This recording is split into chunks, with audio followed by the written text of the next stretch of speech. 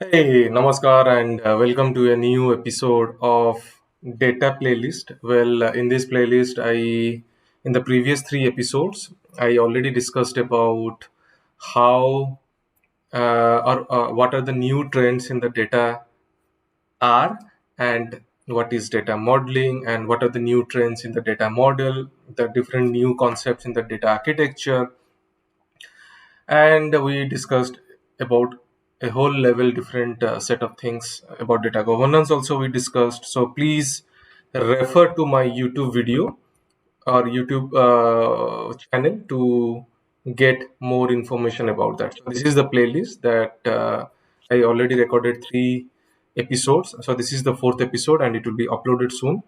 Further guys, there are many other playlists I have, like for example, if you want to know about global supply chain, or about GoPro accessories, then NFTs, personal blog, what's how living in the Netherlands looks like, how is my journey for buying a house has been going, also about blockchain, and I also share my portfolio, my cryptocurrency portfolio also for viewers to further analyze, decide, and find their own path.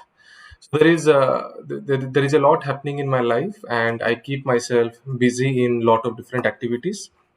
Also, I am a data analyst in a logistics firm, and my day-to-day life involves taking decisions, then data engineering as well as project management. So there is a lot of things happening. Also, I get involved myself in costing, and for that I use a lot of tools like Azure for creating pipelines, then Power BI for data visualization, SQL for the transformation process, as well as Python sometimes for many for other different works. I have also two applications running online, that is Trap and the Motobig app. But that app details you can find it here, Motobig, and the traffic app. It's regarding in the Netherlands. Before getting a driving license, you have to appear for an exam. So it is regarding that, free videos and free lessons.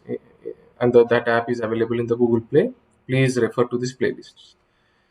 Okay, so today's topic about, I'm a business and process analyst. So how or what are the things needed for a business process analyst, as well as for day-to-day programming in the office. This is my experience. Maybe you have something different, because the world of data is so diversified. Because the different programmers will have different opinions, because that is backed or that is supported by different arguments. I'm not going into those details, but I'm not a big programmer, but a mid-scale or mid-range, and that definition means I can solve any kind of problem that is given to me. Although I cannot self-code, I need support of online environments. But being very honest, uh, anything that is assigned to me can be done.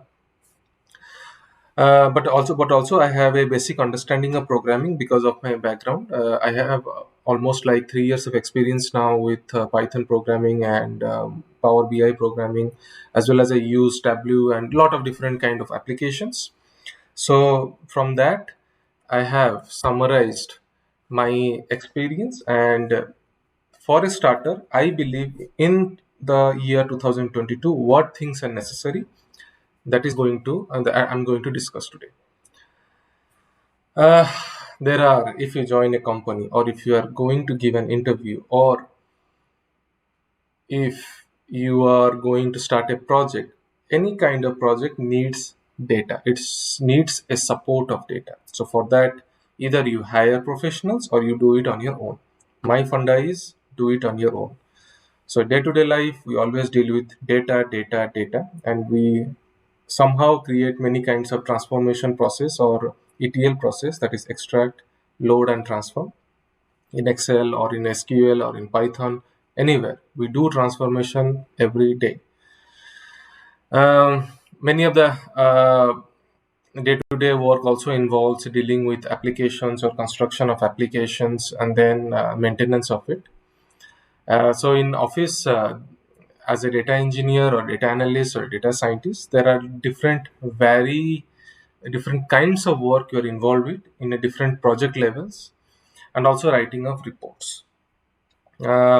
This era, as per me, this is my view only. It says that one doesn't has to be master of one thing. For example, if you're very good at SQL, although you have a value, but this era demands you need to be jack of all trades. It means you need to know SQL, you need to know Power BI, you need to know how to do project management, you need to know how to handle the budget or the cost, and many different things, politics also, in the office politics also. So we need to be the jack of all trades. We need to be an opportunist, like grabbing the projects, executing it at a low cost, getting the attention of everyone, and going forward with it.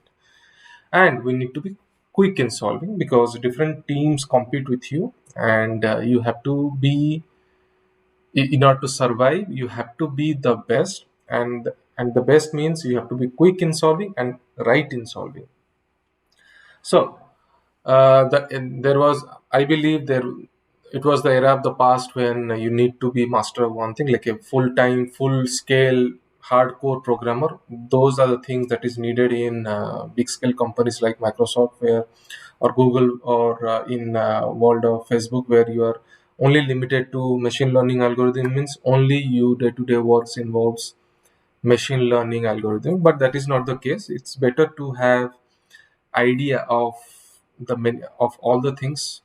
All the things means like project management, dealing with the customers.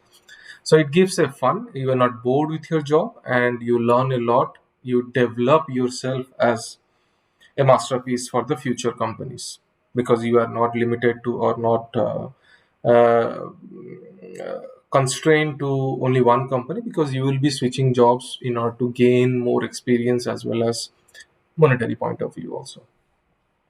Okay, enough of the talks. But as a business analyst, or process analyst, or data engineer, or a data analyst, you need to know Power BI. Microsoft didn't pay me, or this video is not uh, paid, or it's from my view. I'm not promoting anything. It's just my view, because I have worked with Tableau, Power BI, many other things. Power BI is the best. In 80 euros, you are getting a hell lot of a package to know data engineering, to know different concepts, great in visualization, and many other things. For Python, to program certain things, hardcore programming, use Python, because the thing why I say it, because Python, to solve a question, to get answer to a question, there are thousands of solutions available in online. You can Google it and know.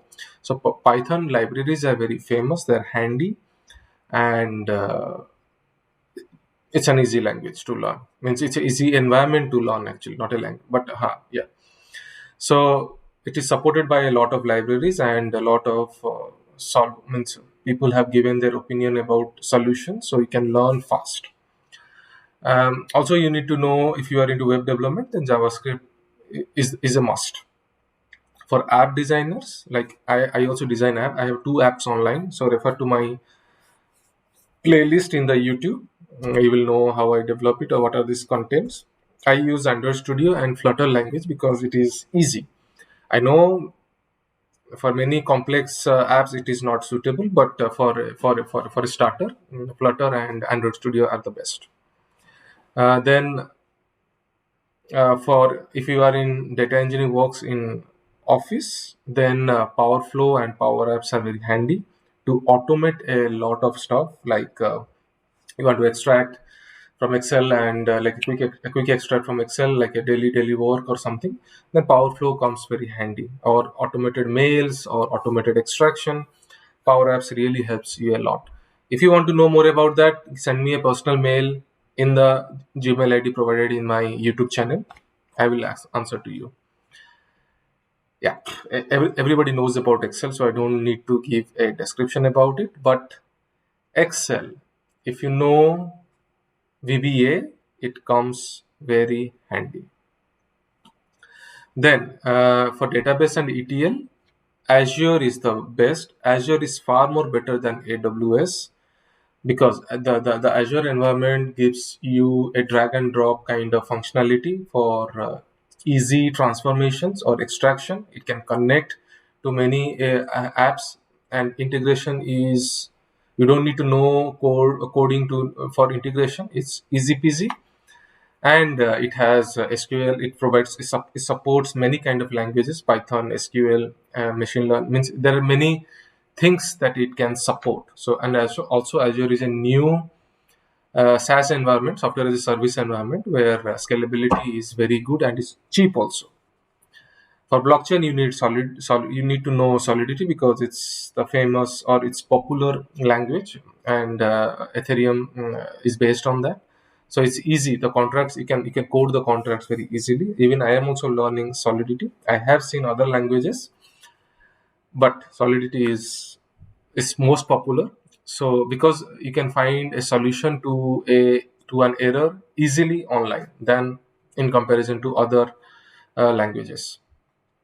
At the end, to survive in data world, you need to know good presentation because and research writing skills, because yeah, whatever you can do, it's in your head, but you need to speak out. Even I am not a good presenter also, but still then, as you can see in my presentation now, there are a lot of text rather than images, but somehow I'm learning that, and it's a continuous process, so no comments about that. Further, it's your wish. Do whatever you want to do with your life. And data engineering jobs are the hottest jobs in the current era. Everyone needs a data engineer because even you see this Azure or AWS or the new SaaS environments coming, they focus more on data engineering because all the drag and drop objects, all the data uh, means all the data bricks or the Azure data factory, everything concentrates on data engineering stuff. After your base data is correct and of good quality, then machine learning algorithms could be applied easily.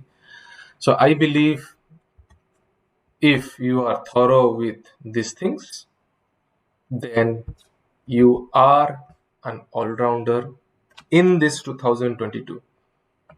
Okay, you are not a data scientist because data scientist needs machine learning and need to know statistics because you have to find, before doing a regression or before doing a complex nonlinear implementing a nonlinear algorithm, you need to know the descriptive statistics and much many things. So that cannot be taught easily. I can help you with that, but you have to reach out to me.